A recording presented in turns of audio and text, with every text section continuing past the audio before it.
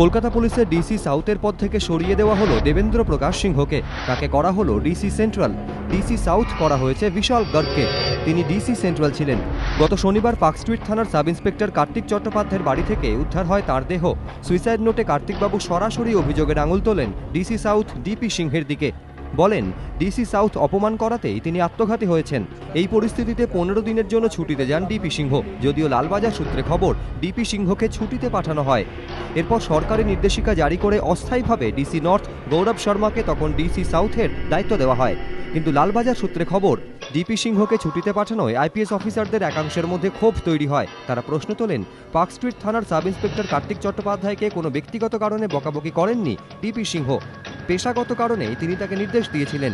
তাহলে তাকে কেন ছুটিতে পাঠানো হলো?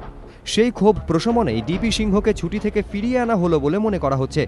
তবে একই সঙ্গে পুলিশ মহলের একাংশ মনে করছে, সাব ইন্সপেক্টরের আত্মহত্যাকাণ্ডে নাম জড়িয়ে যাওয়ায় ডিপি সিংহর বিরুদ্ধে বিভাগীয় তদন্তও হতে পারে। তাই ছুটি থেকে ফিরিয়ে আনা হলেও ডিসি সাউথের দায়িত্ব থেকে তাকে সরিয়ে দেওয়া হলো। এদিকে এদিন নদিয়ায় প্রশাসনিক সভায় সরকারি আধিকারিকদের উদ্দেশ্যে কড়া বার্তা দেন মুখ্যমন্ত্রী। তার নির্দেশ, শীর্ষ আধিকারিকদের নিচুতলার কর্মীদের সঙ্গে ভালো ব্যবহার করতে হবে, সুসম্পর্ক বজায় রেখে চলতে হবে। নিচুতলার কর্মচারীরা যেন অপমানিত বোধ না করেন।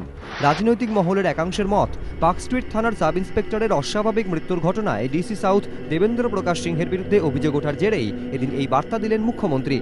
প্রকাশ সিংহ, রাজশ্রী দত্তগুপ্ত ও আশাফুল হোসেন, এবিপি আনন্দ।